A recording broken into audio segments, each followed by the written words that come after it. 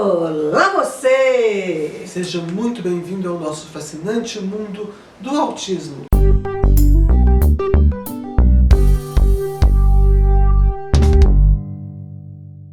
Aproveita que você está aí, se inscreve no canal, dê o seu like e compartilhe! É isso aí, vocês não estão compartilhando direito, viu?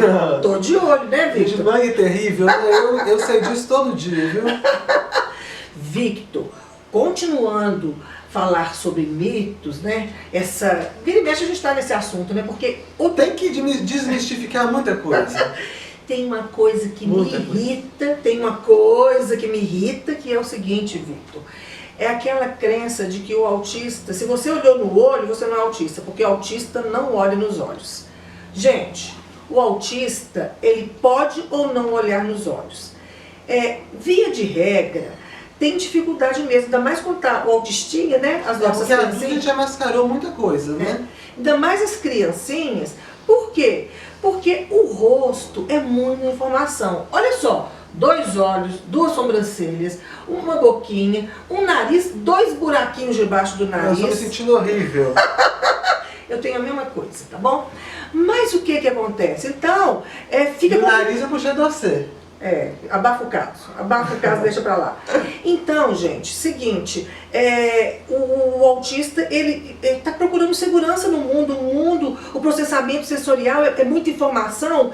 Então, o que acontece? Ele não vai olhar, só que pode ser que ele vá crescendo e já vai exercitando isso, pode ser quando chega na adolescência que ele aprende, que falam isso sobre ele, muita gente usa a estratégia de olhar aqui, ó, no meio da sobrancelha e fica isso pensando. Mesmo. Eu já usei bastante isso. É a mesma lógica de quando você vai tirar uma foto, tem 2 pessoas com câmera diferente, você olha lá no meio e aparece certinho. É a mesma lógica dessa estratégia. Ou no meu caso, que minha vovó Glória, que sim... Saudosa vovó Glória. Saudosa vovó Glória, que falava assim: quem não olha no olho não é confiável. Pô, gente, eu queria ser confiável.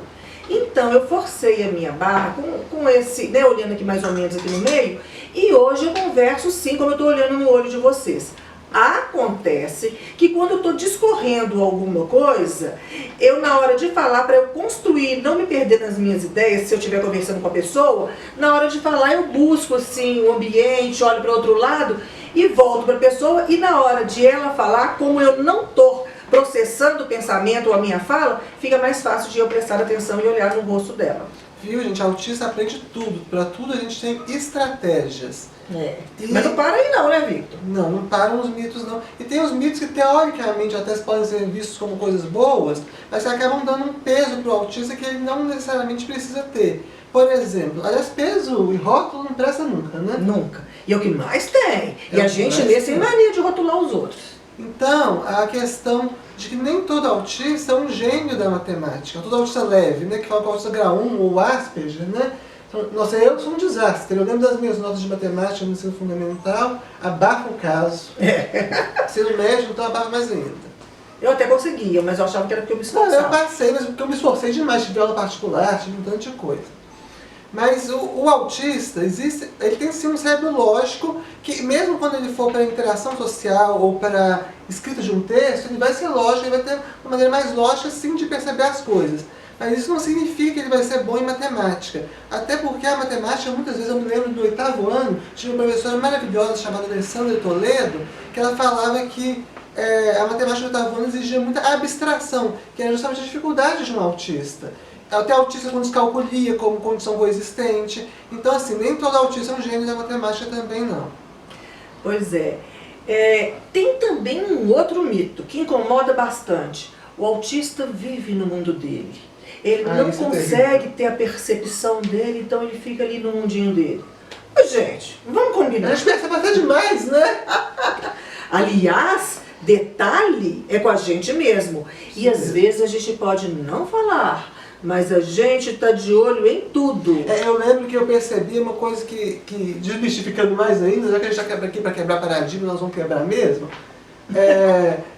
Falam muito que o autista não percebe as contradições nas falas das pessoas. Pois eu hiperfoquei nisso e, nossa, tinha vezes que até profissionais da área mesmo, vinham com um discurso, da área do autismo, né? Vinham com um discurso, mas na atuação deles eu via diferente, pensei assim, gente, isso não é assim não. Pois é, porque a gente, então, hiperfoca, busca padrões, raciocina em cima disso, e aí a gente está mais preparado para analisar. E a gente não pode esquecer também, no meu caso do Victor, nosso cérebro neurodivergente, a gente é muito bom na área de humanas. Mas a gente... Nas artes. Mas a gente esquece de uma coisa, gente. A lógica, ela permeia todas essas questões. Lembram dos grandes filósofos? Eles eram bons em filosofia, eles eram bons em matemática, eles eram bons na escrita. Porque, inclusive, o português, ele exige lógica. A linguagem, ela exige lógica. É isso que eu ia falar. Até a semiótica, que é a linguagem subliminar, que o Percy, que é um dos estudiosos da semiótica que eu estudo muito, até vai entrar no meu mestrado, ele chamava a semiótica de lógica, né? E tem gente que assusta, mas Victor, você é autista, você vai entender de linguagem subliminar semiótica? Eu também aprendi. E qual outro mais, Victor? Agora... É que gente, o segredo aqui, o segredo que todo mundo sabe, não é mais segredo, né? Dizem que segredo só é segredo com um sabe. Eu lembro daquela musiquinha de Pretty Little Lies, né? Que duas pessoas só podem guardar um segredo se uma delas estiver morta. Credo. Não, para. Não, continua. O outro é que muitas pessoas, outro mito que acho importante a gente levantar aqui e desmistificar, é que muitas pessoas acham que autistas não se interessam por ter amigos, por constituir família, ou não gostam de carinho. Isso porque, até engraçado que eu adoro abraçar, eu sou hipossensível a alguns toques, então eu adoro abraçar, sou bem desconjuntado para abraçar, mas adoro.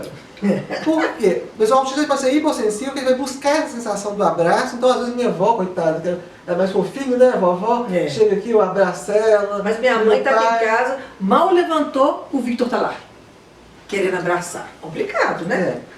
Então essa questão de que o autista não gosta de carinho, de abraços, ela também é um mito, mas o autista também pode ser hipersensível a esses toques, a essa questão sensorial, e ele realmente tem uma dificuldade de ser abraçado.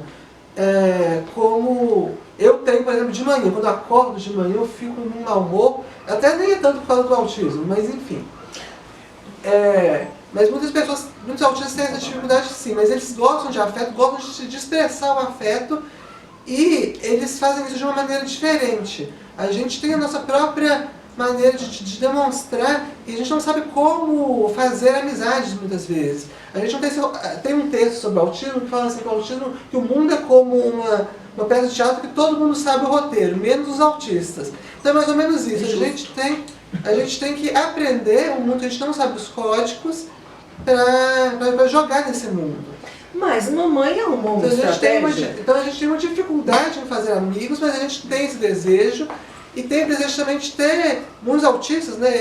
Não é exatamente o meu caso, mas muitos autistas têm esse desejo romântico de ter uma família, de casar, de ter filhos. Mas a mamãe sempre arruma uma estratégia. E quando o Victor que ele foi entrar para o Fundamental 1, que foi uma fase meio complicada, ele era de manhã, ele acordava muito cedo, então muito irritado, não podia nem chegar perto dele. Aí ele entrava na van, a mamãe fazia assim para ele fazia assim para a mamãe. Ai, não é gostoso? Mas depois passou a ser mico, né? Como a gente fazia? Aí a gente bolou um outro sinal. Eu sempre queria dar um beijo no Victor, não podia nem fazer assim porque ficava muito visível, aí eu fazia assim. Piscava de uma maneira mais lenta e ele me respondia. De uma maneira mais lenta. Estávamos beijados. Então tem jeito, né? Isso mesmo. Gente, tem um outro mito ainda que diz o seguinte: você fala bem? Ou você conversa muito? Ou você entende comunicação? Ou você escreve bem? Ou você escreve bem? Não. Oh, me desculpa, não tem jeito não. Você não é autista, não. Ai. Eu já acho que passei 11 anos da minha vida enganado, então, porque todo mundo fala que eu escrevo bem. Eu tenho 6 livros publicados. Eu tenho diário desde que eu tenho 10 anos, gente. Tenho poesias, tenho livros publicados também. É tudo uma questão de foco, de hiperfoco.